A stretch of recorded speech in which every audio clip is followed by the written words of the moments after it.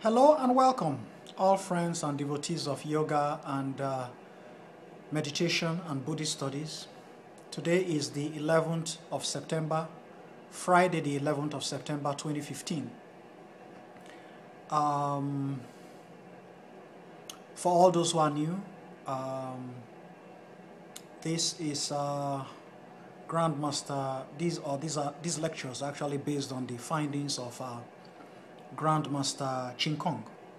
Grandmaster Ching Kong is one of the most notable, most distinguished authorities of Buddhism today. I like to talk a lot about Grandmaster Ching Kong's research.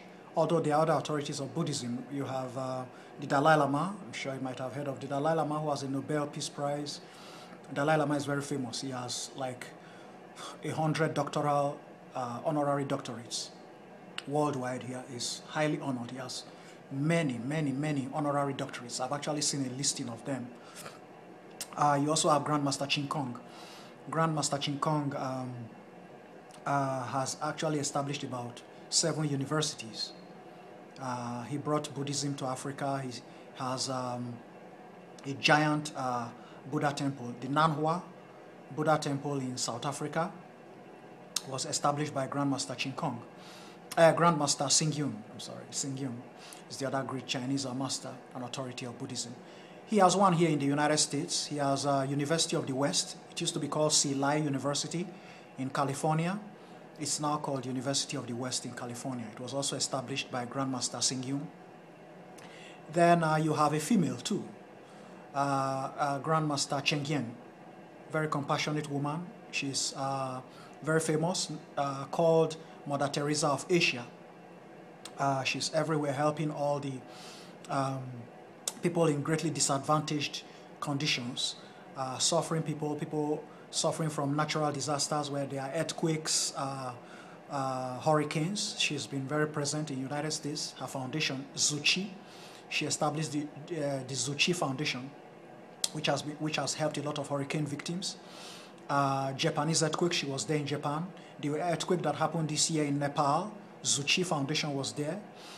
She's very great. She also started a university in Taiwan, the Zuchi University. Master Cheng Yen is very great. And these are some of the advantages of Buddhism, because Buddha does not see any distinction whatsoever between male and female. And I think he's one of the great historic personalities who is that great. He sees no difference between a man and a woman. All male, all female are perfectly equal. The Buddha says they all have the Buddha nature in them. And so we are very delighted to have Grandmaster Cheng Yen, as well as the other great masters, the Dalai Lama, Grandmaster Singyun, Grandmaster Ching Kong. Why do I talk a lot about Grandmaster Ching Kong? Because Grandmaster Ching Kong actually has taken a lot of pains to take us way back and show us a very clear picture of the relationship we have with the Buddha, which is a teacher-student relationship. I'm going to continue to stress this, very important. There are some Buddhists that hold that Buddhism is a world religion. It's generally held that Buddhism is a world religion, that Christianity stands the #1 world religion with over 2 billion people. Islam stands at #2 with a population of about 1.5 billion people. Hinduism stands #3 world religion with over 1 billion as well. And Buddhism stands #4 with about 600 million or half a billion people. So that's the population reports and the general picture that is held, which is, in my opinion, is wrong. It's wrong because of the kind of relationships cultivated here. In the first 3 religions, Christianity, Islam, and Hinduism, there's a relationship between God and human beings who are sinners. That's a very different kind of relationship. We don't hold that kind of relationship with the Buddha. So Grandmaster Ching Kong points out the kind of relationship we have with the Buddha. The Buddha is our professor. The Buddha is our teacher. We are students of the Buddha in Buddhism. There is a teacher-student relationship. I don't see myself as a sinner. I see myself as a student here. I'm a student trying to gain knowledge, gain enlightenment. The Buddha is omniscient. The Buddha is all-knowing. And Buddhists, from Grandmaster Ching Kong's perspective, which I absolutely embrace, we are students of the Buddha. I don't see myself as a sinner. I don't have any will to commit any sin. And therefore, in my opinion, I am not a sinner.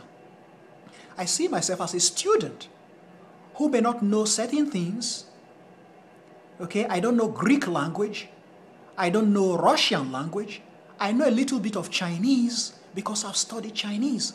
I'm speaking English language to you because I've learned English language. I'm a student. I'm an authority of Esan language because that was my mother tongue.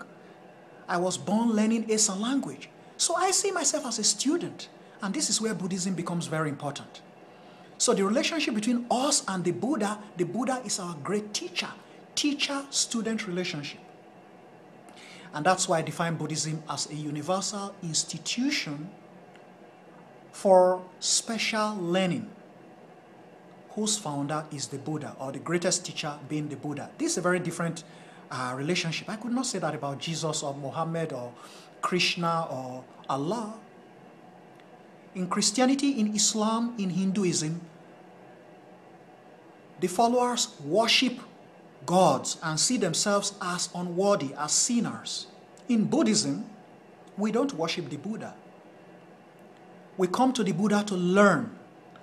We come to the Buddha so that the Buddha may teach us. We are students, and the Buddha is our teacher, our grand teacher, supreme teacher. That's what Grandmaster Ching Kong clearly spells out in his books. If you have been reading his books, Buddhism as an Education, which I've already lectured, and then to understand Buddhism, which I'm currently lecturing. So it makes it clear that the Buddha is our teacher and we are students. The relationship is a teacher-student relationship.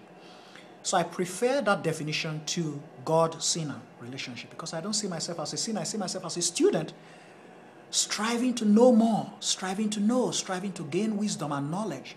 And the Buddha concentrated on suffering, telling us about suffering, just like disease, just like cancer, just like a Nobel laureate in medicine will be teaching, lecturing students about cancer or AIDS and what people need to do to get rid of these terrible diseases which have plagued humanity for quite a while. This was exactly the Buddha's profession. This was what the Buddha did for all his life after enlightenment at 35. So for those who are new, this is the idea. I have a few websites attached to these videos. I will advise you to proceed to those websites. And if you're on any of those websites, I'm going to read today from page 45. I'm just going to read you a few pages. I don't know how much space I have on this video recording, so I'm going to read you a few pages from page 45. I'll start from the 10 great vows of universal worthy bodhisattva. This is drawn from Grandmaster Ching Kong's research. The title of this book is called To Understand Buddhism. To Understand Buddhism. It's attached to this video. All you have to do is just go there and click on it and then scroll to page 45 and I'll continue reading. The fifth and last of the guidelines is the 10 great vows of universal worthy bodhisattva. Universal worthy bodhisattva is unlike any other bodhisattva due to his great broad-mindedness, where his every thought is of helping all sentient beings. He does not think of himself, his family, country, or world, but of the infinite universe and beyond, reaching true perfection. With this great broad mind, all that he practices is great. The order in practicing Buddhism is belief, understanding, practice, and attainment. First, one needs to have unwavering belief, for without it, one is unable to accept the Buddha's teachings. It is not that easy to instill this belief, as it depends on affinity or condition. In Buddhism, these conditions include good roots, good fortune, merits, virtues, and cause. Without these, it will be extremely difficult to have this unwavering belief. In believing, one needs to first believe that one possesses the Buddha nature and that one can definitely become a Buddha. Second, we need to have confidence. Confidence in our original teacher, Buddha Shakyamuni, knowing that he would not lie to us. We also need to believe that what the great masters and patriarchs have passed down to us is truthful. However, simply believing is not enough. Equally important is that one seeks the correct and perfect understanding. After understanding, one needs to accomplish, to practice, to apply Buddhist principles, methods, and levels of attainment into one's daily living. Lastly, the attainment is to prove within our daily lives that all the teachings and understandings are correct. Lately, I have heard some fellow practitioners mention that lacking a blessing from an esoteric master would seem to make one inferior to others. In reality, are these kinds of blessing all that effective? In America, many fellow practitioners were so enthusiastic about this ritual that they would even drive 10 hours or more just to find a master to obtain a consecration. After they came back, I asked them if they had uncovered their wisdom and had fewer afflictions. They honestly shook their heads and said, no. I said, if a consecration is achieved by sprinkling a few drops of water on the head, then one might as well go to take a shower to receive a great consecration. It's funny. Not understanding the true characteristics and meanings behind all the rituals reveals a very sad phenomenon in Buddhism. Mr. Nyanchu Huang, who was an esoteric master, stated very clearly in his commentary of the Infinite Life Sutra, the consecration is a blessing of compassion and kindness. One's head symbolizes the act of instilling in the person the outstanding teachings of the Buddha. We are now entering chapter 5, the Pure Land School.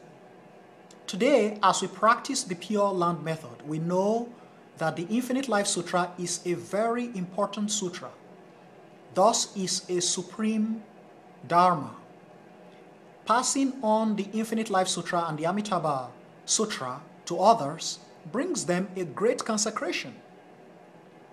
Reciting the sutra once is to receive consecration once from all the Buddhas in the 10 directions.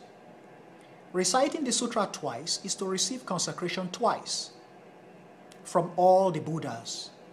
Therefore, one needs to understand the method in practicing. To start from the foundation of the 3 conditions. As I said earlier, the first condition is to be filial and respectful towards parents and teachers. To be compassionate and not kill any living being. And to cultivate the 10 good conducts. Cultivation begins from here. If one thinks that one cannot accomplish the above, then no matter how one practices, it is only superficial. It is important for one to practice earnestly to accomplish these conditions. Or one may not attain the true benefits from being,